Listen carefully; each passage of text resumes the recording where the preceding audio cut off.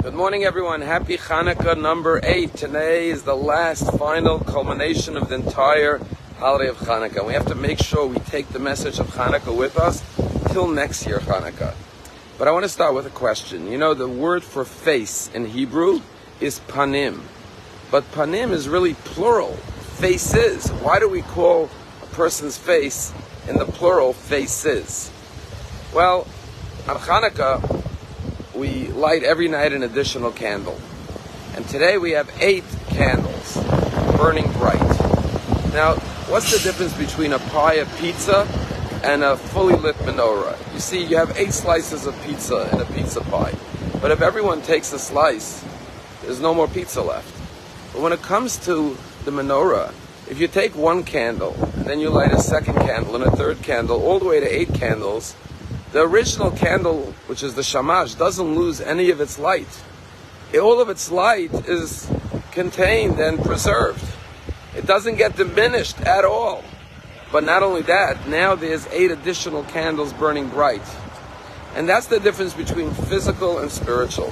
In the physical realm, if you give something away, you have less. If I have $8 and I give 7 people $1 each, I'm going to have less money. But if I have a candle and I light 8 other candles, not only don't I have less light in my original candle, on the contrary, now there's more collective light for all of us. And that's the difference between physical and spiritual. All spiritual things, the more you give, the more you receive. So if I have love in my heart and I share it with 8 people, I don't have less love. I have more love in my heart, more love in my light, in my life. If I have knowledge and I share it with more people, I don't diminish my knowledge. I gain more knowledge through teaching it to others. And therefore, the more you give, the more you get. And one of the reasons why a face is called panim in plural is because, you see, we don't have one face. We have many faces. We have sad faces. We have happy faces. We have ecstatic, joyous faces. We have concerned and worried faces. The Torah is reminding us to always use your best face. In other words, smile at people. Radiate joy through your face. Because the more joy you radiate and shed out to the world like the light of the menorah, the more joy you will receive back. As the famous saying goes, smile and the world will smile with you. In this week's portion, we continue the story of Joseph. And we're going to find in this week how he's pulled out of prison, interprets Pharaoh's dreams, becomes the viceroy of Egypt, saves the whole country from famine, is reunited with his brothers and his father ultimately. But what's quite fascinating is, how did the whole journey of Joseph begin? He went out to look for his brothers, and he met a man on the road, it said in last week's Torah portion. And the man saw that Joseph looked lost, and he said, "What do you seek?" He said, "I seek my brothers." And he said, "Oh, they went in that direction, towards Dothan." And Joseph goes to his brothers and goes on this long journey, thrown into the pit, sold into slavery, thrown into a prison, but now rises out of the prison to become viceroy of Egypt, save the world from famine, because Egypt was the superpower at the time, and reunite with the brothers. And if you ask yourself, this person who met him on the road simply gave him directions. He went on his way. He had no idea what those directions did, what it caused in the life of Joseph, how it actually brought about the realization of all of Joseph's dreams. And the Ramban Nachmani says that's true in all of our lives. Sometimes we meet people in life. We have a small interaction with them. We may just say a few words to them. We give them some guidance, some directions. And we go on our way. And like the man who told Joseph how to get to his brothers, had no idea what that direction gave him, how it led him down a journey of 22 years to become viceroy of Egypt and save the superpower in the region from famine. And so too, we don't always see the impact of our words, of our deeds. But one smile, one good word, one act of guidance, one act of kindness can literally transform the trajectory and the direction of someone's life and help them realize all of their dreams. Sometimes we see the impact we have, sometimes we don't. There was a forensic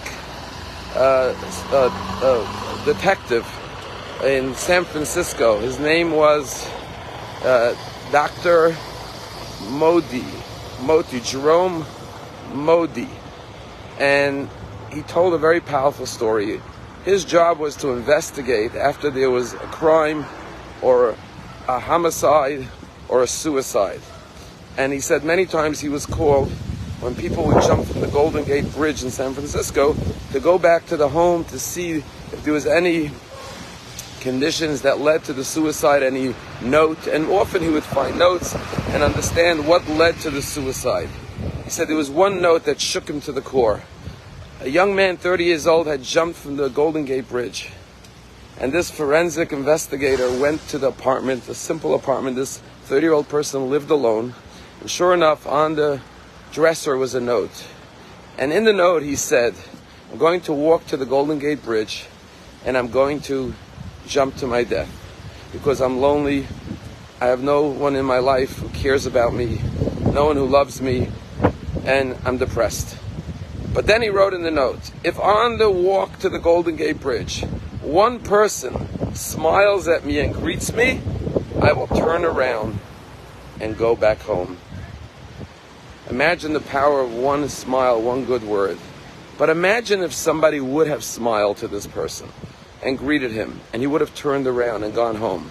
That person would have gone on his way, having no idea, clueless to the impact that his smile and his good word had, that he literally saved a life.